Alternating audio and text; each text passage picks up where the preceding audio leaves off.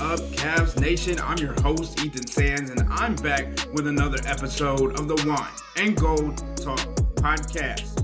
And we are coming to you once again with the big three. Chris Fedor, Jimmy Watkins joining me today after the 128-114 win for the Cleveland Cavaliers. And guys, they are 15-0. There is only one team in NBA history to have a better start to the season than the Cavs have right now. Chris, it's a momentous occasion once again. What did you like and what did you not like coming away from this game against the Hornets?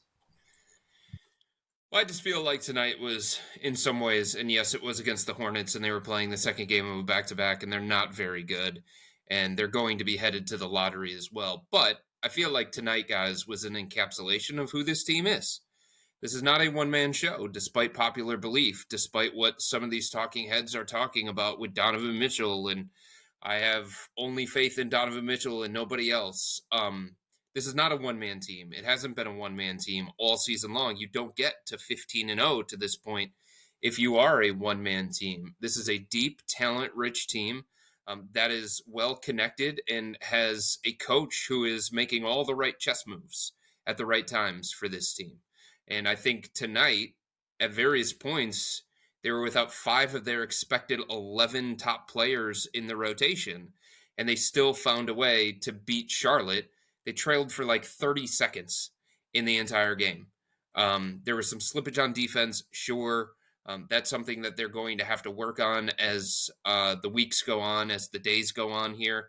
But this showed off the depth of the team. No Donovan Mitchell. Ty Jerome steps in the lineup and he matches his career high with 24 points. No Donovan Mitchell. Darius Garland has a bigger platform to run the team, and he has his third double-double. No Donovan Mitchell, which had to shove other guys up into the rotation. Craig Porter Jr. comes off the bench, and he gives quality minutes to this team. So I just feel like Kenny Atkinson, his greatest strength as a coach to this point to me, guys, is him empowering everybody on this roster. 1 to 14. They say 1 to 15 is 1 to 14. 1 to 17 if you want to extend it further to the two-way contract guys. And all of these guys are playing with a different level of confidence, a different level of freedom, and they feel empowered by this coach. And I think that all showed itself tonight against Charlotte. In saying all that, they got to fix the defense. It's not good enough right now.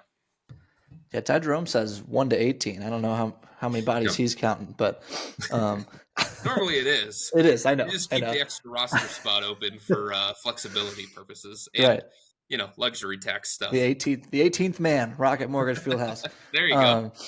It's my main takeaway tonight was Darius, and for a lot of the season has been Darius. I'm excited about Darius again. This is the dude that I think Cavs fans fell in love with early in his career. The way he managed the game tonight. Mm-hmm. Remind me a lot of prime Chris Paul. It's let me dice up defense with my playmaking. Let me get other guys involved. Let me generate open looks for other people. And then it used to feel like with Chris Paul back in the Clippers days, it's like, do I have to take? Okay, fine. I'll take the game over and put it away. The perfect encapsulation of that for Darius was he started this game by scoring or assisting on the first 11 points, and I believe he assisted on 8 of those. And then I think he scored or assisted on the last 14 points before the Cavs kind of gave their guys a curtain call and put the bench in, and both teams kind of agreed, okay, this one's over. And that I think he scored 11 of those 14 points. So that's your dichotomy right there. Early on, Darius is setting the tone for everybody else. At the end, I mean, the Hornets couldn't stay in front of him. He was getting to the rim, and then he hits the big step back 3 at the end. And then, to Chris's points, you're down 2 specifically. I'm impressed by Kenny's ability to get the most out of some of the lower depth chart guys at all times. But I'm also the way he adjusted on the fly, you lose your two best perimeter defenders, right? And Isaac and Dean Wade to injury mid-game, and they had been working with some of the zone stuff before that happened. They did it against the Bulls on Friday. But Kenny manufactures. I mean, it's easier to manufacture good defense. We have two elite rim protectors, I understand, but they manufacture stops out of because they throw zone defense out there at Charlotte, and that makes it easier to push them into above the break threes. That makes it easier to funnel guys toward the rim to your two elite rim protectors. And I like the analogy that Kenny used after the game. It's like, well, NFL teams use man and zone coverages. Why wouldn't we? Yeah, it's like, of course, duh. Like, why wouldn't you throw a change up to your fastball every now and again? I think that makes perfect sense. So, I mean, it's another beautiful day in Cleveland basketball paradise, man. The coach presses the right buttons, the right guys step up all the time. And yes, the Charlotte Hornets are bad, and I might add, not very fun to watch. LaMelo Ball is much more consumable via TikTok than he is over 48 minutes. He takes some egregious shots. And I know it's the concept of LaMelo Ball is supposed to be like incredible passer. That is not. He throws cool passes. I don't know that he's a great passer. And tonight really kind of got into the two main differences from last season. The biggest one for me was every time either Donovan or Darius was out or sidelined or wasn't on the court, it was, oh, okay, now they can play better because they're not next to each other with the other one. And this season, it's been more of Darius has been good and so good, even with Donovan next to him, that it wasn't a surprise for him to be able to take over. Like, he was able to do this with and without, and it wasn't coming in saying like, oh, Donovan's out, it's going to be a big game for Darius. It was, he's going to keep doing what he has been doing all season. And the other thing is when it comes to this team's play going into the fourth quarter, like, there is just an even keel about this team that there wasn't last season. It was always, we're entering the fourth quarter. I don't care if we have a lead. I don't care if we are down. It just feels like something is going to go wrong. And I'm sitting there talking to another media member as we were entering the fourth quarter after they had another poor third quarter.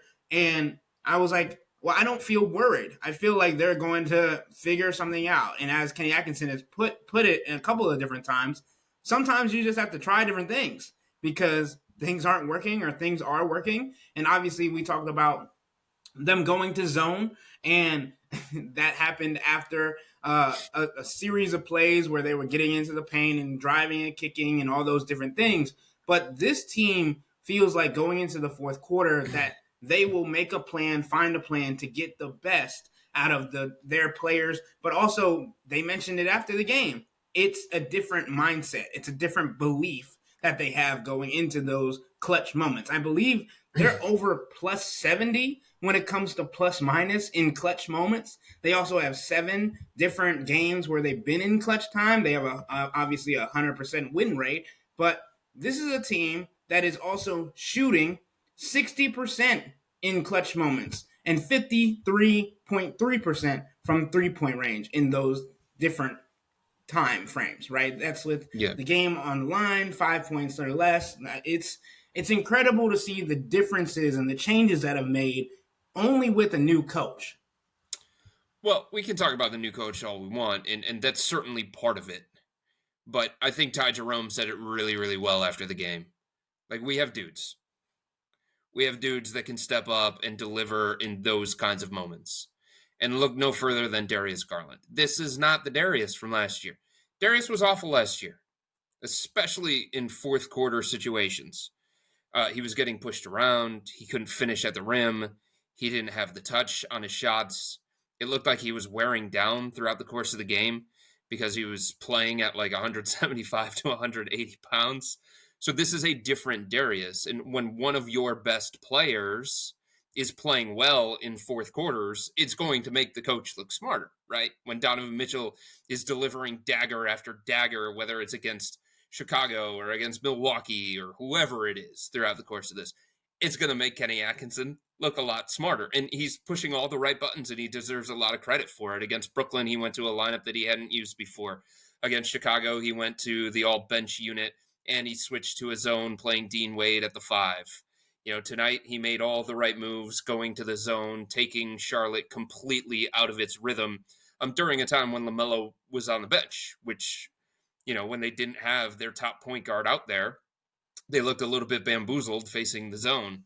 And the Cavs were able to build some momentum. They were able to create some distance. They were able to open the fourth quarter on an 8-2 run. But a lot of their guys are stepping up when it matters the most. And they're delivering in a way consistently in a way that they didn't last year. And yeah, part of it's they're being put in better situations. Part of it is that they have more comfort in this offense and it fits their skill sets a little bit better.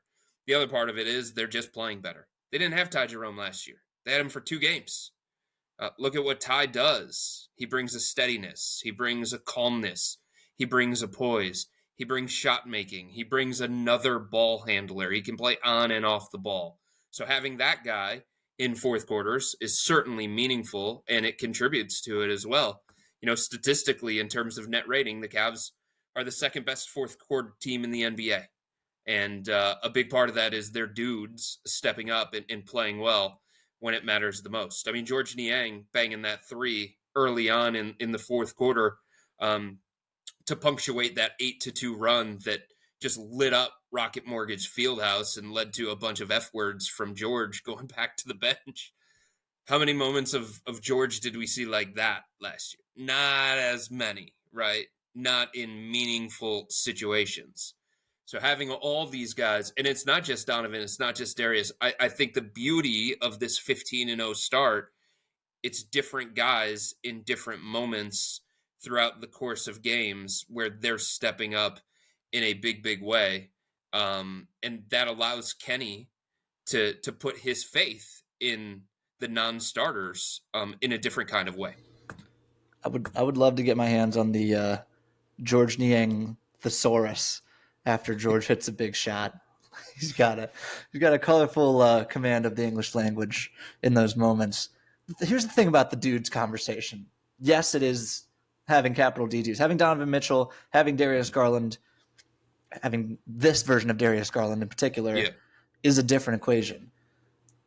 But it's like I think Darius is probably a separate equation because he had a lot of stuff happening externally last year that we've talked about ad nauseum. The broken jaw, the family stuff, the weight he lost as a result of the broken jaw, all that stuff. But like everyone else from Donovan Mitchell through body 17, I feel like that was part of the frustration with JB Bickerstaff before Kenny got here, right? Is like it kind of feels like the Cavs do have dudes, but the dudes aren't duding, and to a certain extent, there's only so much you can expect. I feel like we had this conversation like 5 times during the playoffs last year. It's like JB Bickerstaff is trying different stuff, but these dudes aren't performing. Well, now they're performing under Kenny Atkinson, and when we say that one of Kenny's biggest strengths is empowering all these guys, that's where like my brain wires get a little bit crossed here. Like, are these guys like Ty Jerome didn't exist on the roster last year, essentially. But like some of these other guys, was it just that they weren't duding, or did they not have someone who correctly unlocked their dudeness? I don't know. Kenny is that this was what the Brooklyn teams, his old Brooklyn teams did too, right? That we're talking about. That's true. I definitely think it depends on the player that we're talking about. I think George Niang is a different case study altogether, because I think there was a feeling surrounding George of, oh my God, if I miss a couple of shots, I'm getting yanked out of this game. And the same thing when it comes to Sam Merrill. Like, all right, I'm going to get like 2 shots in the first half. And if I look awful on those 2 shots, I'm not going to play in the second half. So there is a level of that. The leash is longer from Kenny Atkinson, and that allows these guys to play with more freedom and less pressure. But I think in the case of Darius, like, that wasn't coach related. That was just Darius had a terrible year. He called it what it was, one of the worst years of his entire life. but it's like there were also reasons attached to it that made you believe that the old Darius was in there somewhere, and he was going to return in some capacity this year. So again, I think when it comes to this whole conversation, it is player specific, and part of it is Duding, and part of it is Kenny Atkinson as well. Yes. I want to correct myself because we were talking about clutch time stats and all this different stuff, and I said plus minus was what the 70 It's was. net and rating, that's is it it. not? It's net rating, yeah, Net which rating, is yeah. even more. Like, you talk about the Cavs literally lead the league in offensive rating for clutch moments, defensive rating, and net rating. Like, this is a team, and we talk about dudes duding, right? Sure. And you talk about, and we mentioned the field goal Dudeology. percentages. That's what we're talking about here. Oh my God. We've reached all our these- quota.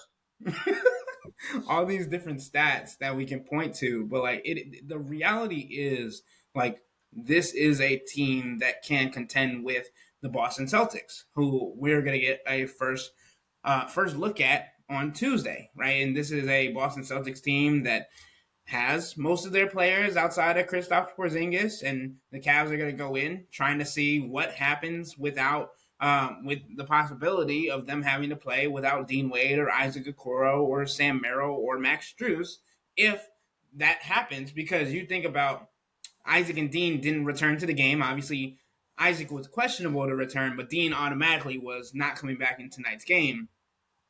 I just think it's a completely different outlook for this game if the Cavs go in again unhealthy against this version of the Celtics. Yeah, it is. You would love to see the Cavs close to full strength to get a true gauge of just how far they've come. At the same time, the person that makes Boston a cheat code is also missing in Kristaps Porzingis. So, yeah, you would like to see both teams be close to full strength or at full strength going into this showdown. I just don't know that that's going to be reality. The Sam Merrill thing is a little bit concerning just because about a week and a half ago, he had some scans on his ankle.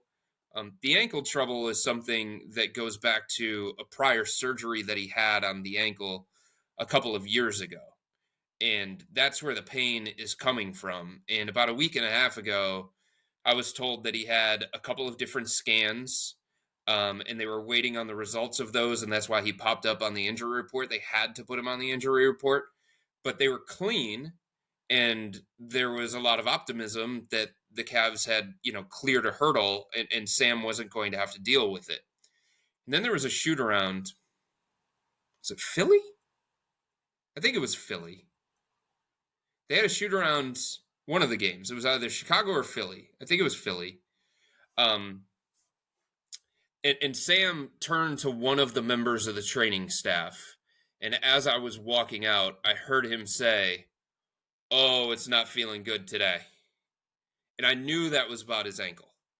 And that night, he went 0 for 5. He wasn't moving the same kind of way, and we haven't seen him since.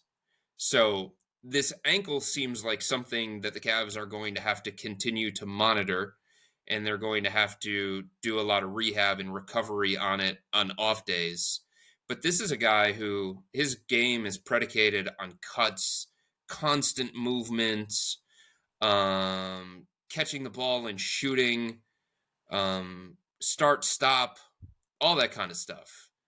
And if his ankle is less than 100%, or if this is going to be a problem moving forward, man, it's a bummer for him because he was playing so well and he was a fixture of this rotation. Dean Wade was walking like an old man in the locker room. He clearly had a noticeable limp. Isaac Okoro didn't seem like he was bothered as much by his ankle. He was walking more normal than Dean was. But Dean told me after the game that it wasn't that bad, but he's going to have to monitor the swelling and he's going to have to ice it as much as possible. Flight to Boston's probably not going to help. Isaac and Dean are two guys that you want in this matchup against Boston. Are you kidding me? Like, they got Jason Tatum. They got Jaylen Brown. in this matchup. Yeah, you need guys with that defense, with that versatility, with that switchability, all those different things. So if the Cavs are not going to have them, obviously it's going to take a little bit away, and the conclusions that you can draw after a game like this, where they're that level shorthanded, it's a little bit different too, which is kind of a bummer going into the game. I just wanted to add that Dean Wade did leave in a walking boot after tonight's game. But Jimmy, I know you wanted to chime in. Yeah, I mean, I'm not huge on taking too many big picture things away from a November regular season game, while it is for the vaunted Emirates NBA Cup, and we all respect the cup on this podcast. I understand that, but I just don't. I don't think it was ever going to be a huge. It's certainly a benchmark game. I don't think it was ever going to be like a, this is what the conference finals will look like kind of situation. It will still be a spectacle, regardless of how Isaac Okoro and Dean Wade are feeling that day. That will obviously hurt the Cavs if they can't play. I would be very Evan Mobley is probably guarding one of the two wings at that point. If neither of those guys are playing, I would be fascinated to see who gets the other assignment. But it's still going to feel that the thing that the Cavs fans should care about, it's still going to feel like a big deal. The Boston Garden is still going to be rocking. It's still going to be the champs against the undefeated Cavs. You're still going to have the faces out there: Tatum, Jaylen Brown, Donovan Mitchell, Darius Garland, Mobley, Jared Allen. It's still going to feel like a big deal. It's just the Cavs are going to be hampered with their perimeter defense, which is already in a pretty difficult place right now. And you're not going to get some of the same really key matchups for some of the Celtics stars that you. And I would think even from a coaching perspective, if I'm Kenny Atkinson, I would just love to workshop some of this stuff with my full roster of guys, right? That's probably the closest playoff implications that we would have for this game. It's just Kenny trying stuff during these Boston games, or can we see what these two teams look like with Kristaps Porzingis on the court? Because that's like a huge chess piece for Boston to play eventually. I mean, Al Horford to some extent is like Kristaps Porzingis light. I mean, no. On offense, he is a stretch five. Maybe. He's a stretch five. It's like they can play five out. It's not even like a light beer. It's like prohibition. It's prohibition beer. It's not even close to this. Non-alcoholic beer is what it is. Al Horford is like the non-alcoholic Kristaps Porzingis. In that he is, by design, his job is to take one of Evan Mobley and Jared Allen away from the basket and complicate the Cavs strategy to funnel everything toward them at the rim, right? But Kristaps Porzingis is just, first of all, a much better shooter and more willing shooter than Al Horford. He's much more dynamic. You close out on Al Horford, he's probably not going to get a step as often against Mobley and Jared Allen closing out against them as Kristaps Porzingis might be able to. That's a function of age and skill. Kristaps Porzingis is much younger and much more skilled than him. So I think if I'm the Cavs coaching staff, I'm a little bit more bummed about this. I think Cavs fans should be psyched.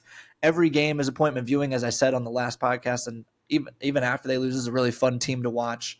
But certainly until they lose, you have to be locked in front of your television for every game. It's just that, you're not going to be able to see how the chess pieces might move because some of them will be missing. Yeah. On a smaller scale, even though the Cavs are 15-0, guys, they got to figure out these 5-out teams. There are going to be a lot of them that they're going to be seeing. And if you look at the closest games that the Cavs have played, the most competitive ones, the ones where it felt like, it could go either way. Maybe they win, maybe they lose. York, 5-out. Milwaukee, 5-out. Chicago twice, 5-out. Charlotte, 5-out. Boston, very much 5-out. So it's not something that you say, okay, based on what happens in November, it's going to be problematic for the team moving forward, and it's going to be problematic when they finally get into the playoffs. But it's clear that their defense doesn't function at the same high level when facing 5-out teams.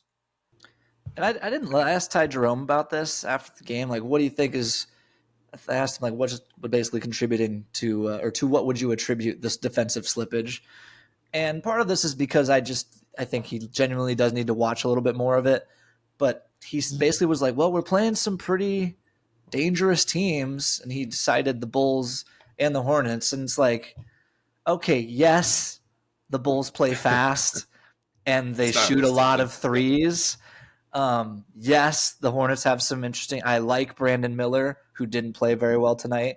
LaMelo has star qualities, although, like I said, man, he was a tough watch tonight. I was joking in the media room that the Hornets are like the perfect TikTok NBA team because they have so many highlight creators. But if you watch them over the course of 48 minutes, they are even down to their announcer, Eric Collins is the best, right? But like you watch, the 6-second clip and it's like, oh, LaMelo! And it cuts off right before he says 7 for 26 from 3. Like, it's just not as fun if you watch the whole Charlotte Hornets experience. So I get what Ty is saying. Like, the Bulls do present challenges with a center who can shoot and, shot makers and Kobe White and Zach LaVine, and they play fast. The Hornets have some talent on the offensive end. These are bad teams. These are not the teams that you want to point at and say, well, hey, you got to tip your cap to them. Mm-hmm. I also think, like, the other area that I was worrisome when it comes to this Cavs team, especially tonight, was, like, coming in, you look at the starting unit, and you're like, okay, sure. Evan Mobley and Jared Allen had great overall games, right? They combined for, 46 and, 44 and 26. So 44 points and 26 rebounds. And, like, sure, overall, like, when you look at the stat sheet, it looks great. But to me, I was like, you're going up against a team that has Grant Williams as the center. Like, you should have 20 and 20 rebounds. And then it got to the point where the Cavs were out-rebounded. Like, they were being out-rebounded for a majority of that game. And also, they ended up the Charlotte Hornets ended up having more offensive rebounds than the Cavs did. And I'm like, this is a team that has 2 7-footers, 2 premier 7-footers in the league, 2 7-footers that are known for not only defending, but also getting rebounds and all these other things. And I believe it was Ty Jerome that said it.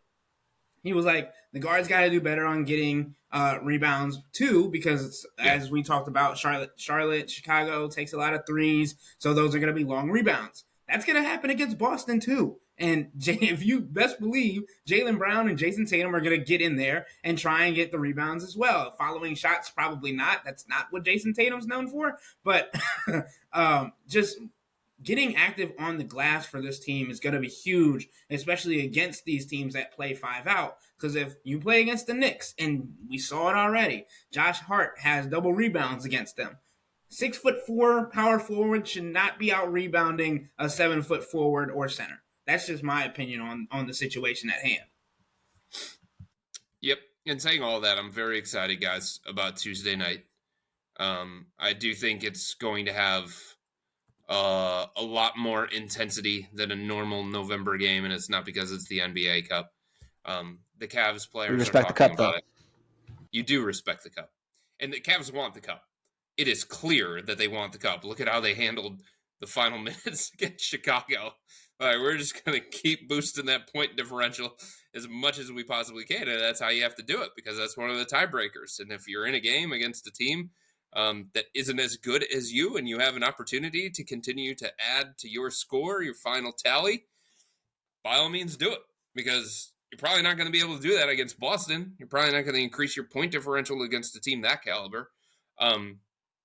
But all the players for the Cavs are talking about it. Whether they're going to be very boisterous and make inflammatory remarks or not. This is one that has been circled on the calendar, and it gets even more juice because it's legitimately one of the teams remaining over the next couple of weeks that can keep the Cavs from getting to 24. I mean, 24 is a number that they care about. It's the record set by the Golden State Warriors. There are about 4 teams that could prevent the Cavs from getting to that. Realistically, we understand that things happen in the NBA and anybody can beat anybody, and somehow this Charlotte team beat Milwaukee. But like legitimately, Boston twice, Denver, and then Miami.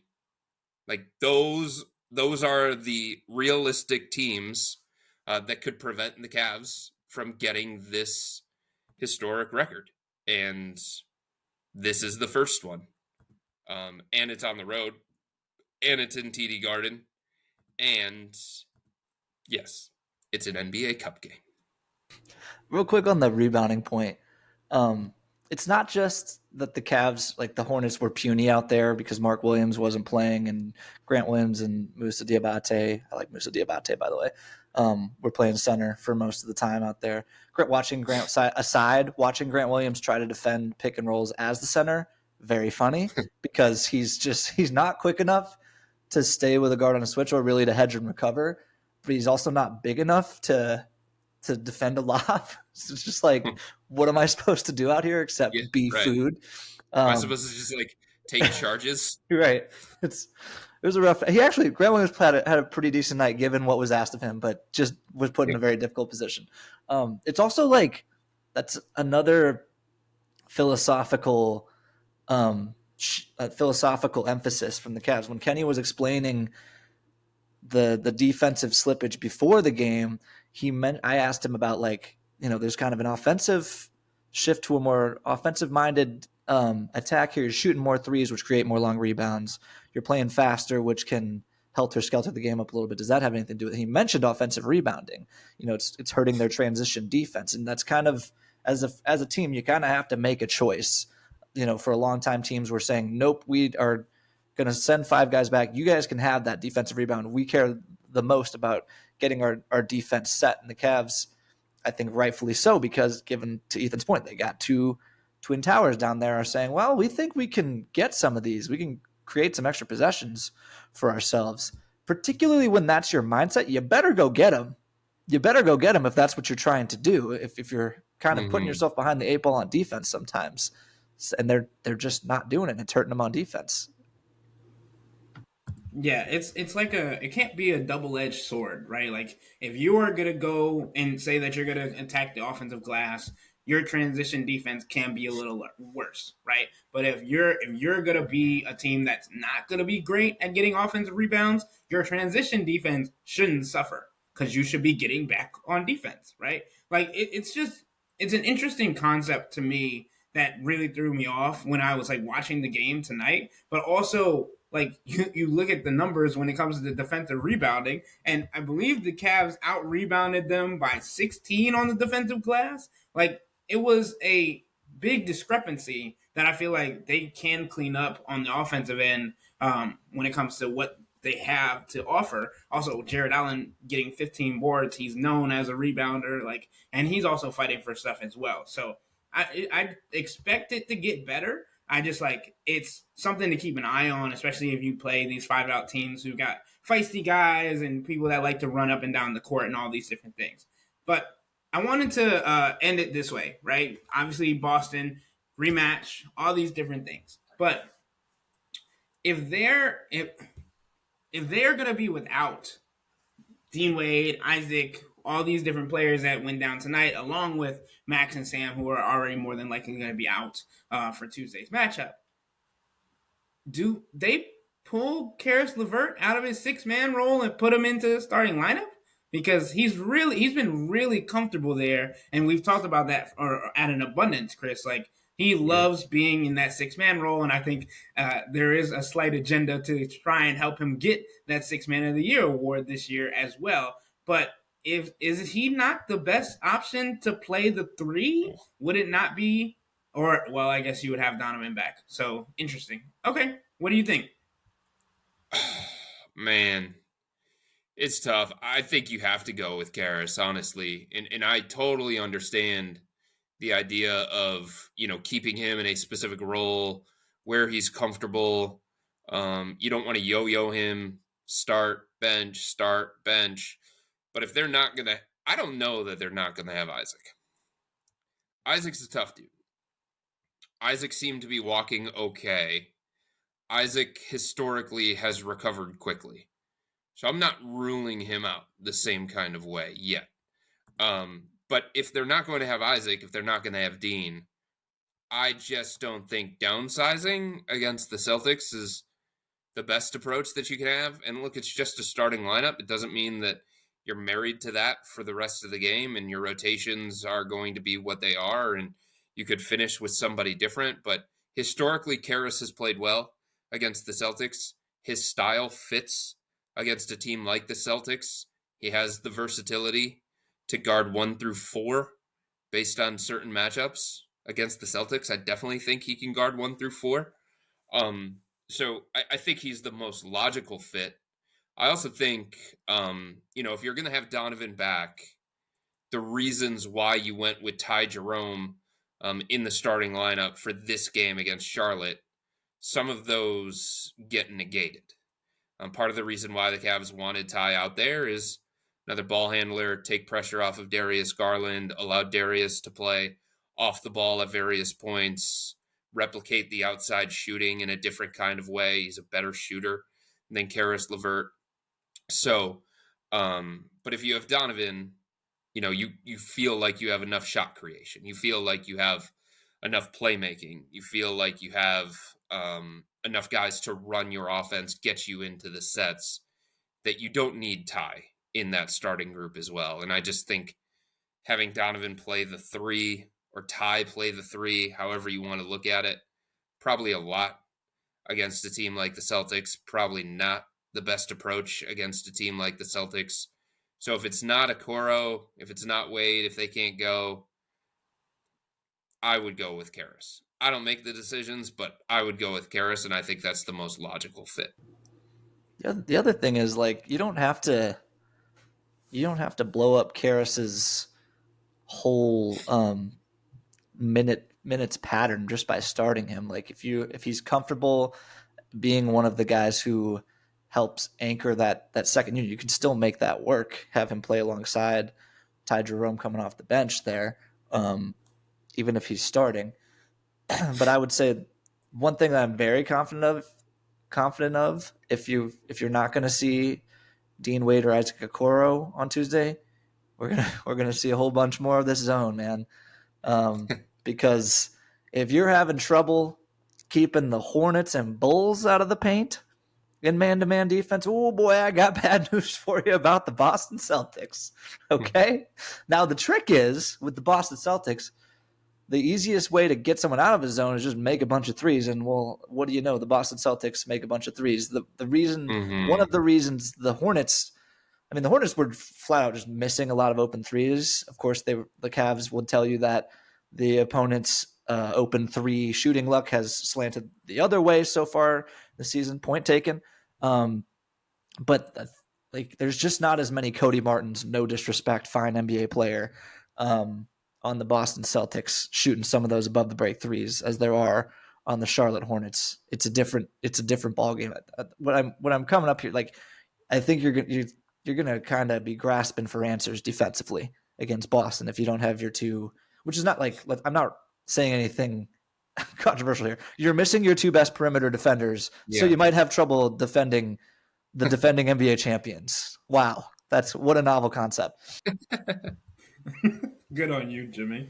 And just the last thing that I wanted to point out, which I thought was interesting, was how many more shots the Charlotte Hornets got up than the Cavs, right? Like, they had 26 more shot attempts. They were over 100 shot attempts for the game, which is astronomical, right? Like, and Jimmy, obviously, they weren't shooting the best. They still shot like 38, 39% from 3, because they were taking so many. They shot 53s today.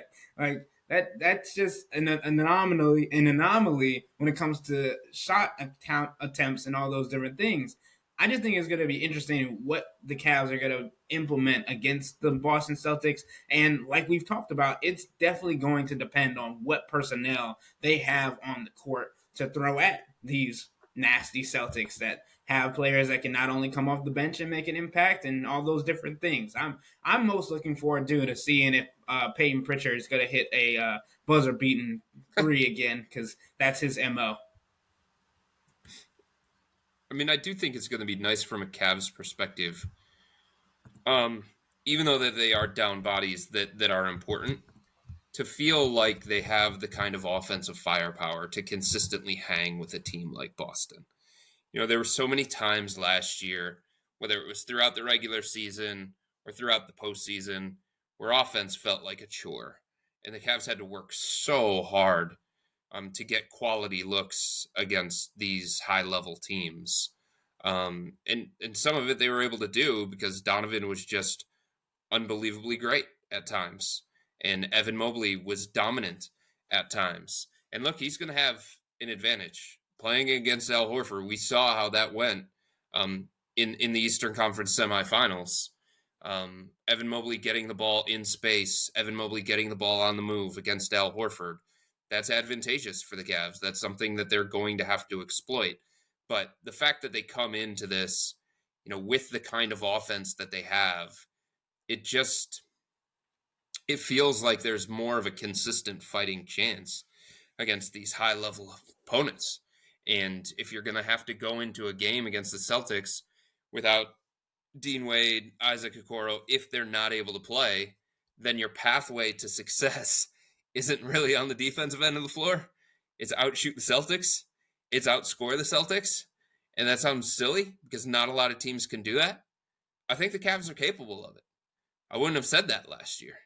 But the way that they're playing offense, I think them having another pathway to consistent success and winning games is really, really important.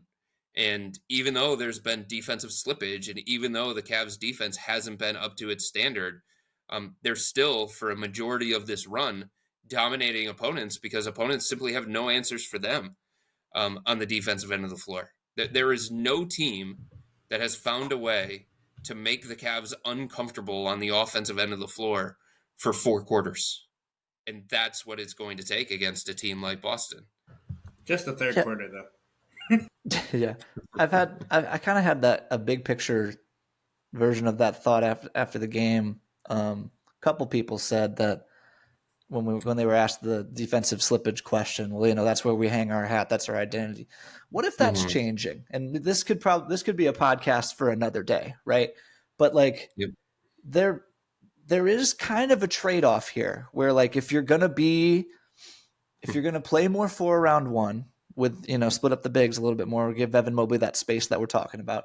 If you're gonna empower your Sam Merrills more, your George Niangs more, if you're gonna play faster, if you're going to invite more long rebounds by shooting more threes, like it's a two-way game where you're always playing both ways, basically.